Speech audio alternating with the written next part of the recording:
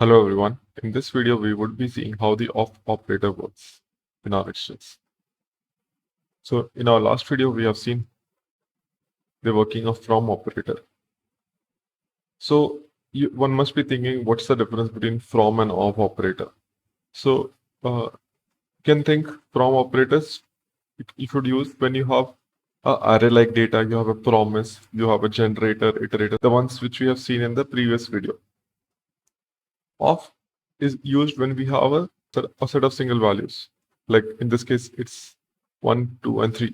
Just that. It's not an array, it's not a promise, or not an iterator. It's just 1, 2, 3. So let's walk through a few of the examples for the of operator to understand it better. So this is one of the example. In this, of operator takes set of numbers and it emits those numbers. So this is the next method of this, and it emits that method. And again, similar to from, it again completes. So it says observable completed. Okay. So let's walk through the next example. Let me comment this one. And yeah. So again, we have a set of values which is of different types this time. Previously, it was all numbers. This time it's number, string, object. So what you would see is it would be emitting as it is. So it would be emitting a number, string, and even object. So again, at the end, it is completed.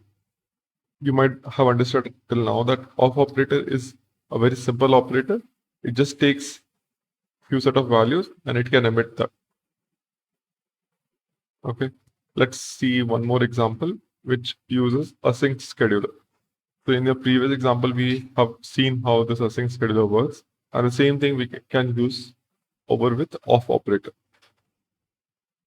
Let me comment this one. Over here, we have an object which is used as an input to the of operator. And we have a second parameter which is scheduler like, which is async scheduler, and which is being imported from the RxJS. So what happens here is that we get few logs. So let's try to understand that. Getting the weather, which comes from here, then still getting the weather because of the async scheduler. If it was not async scheduler, then we could have get these logs. Let me remove this.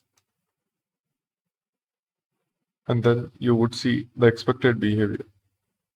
Since observable is synchronous, you would see the expected behavior that first we see the log from line number 72, and then we see the logs from line number 77 to 79, and at the end we get the last log.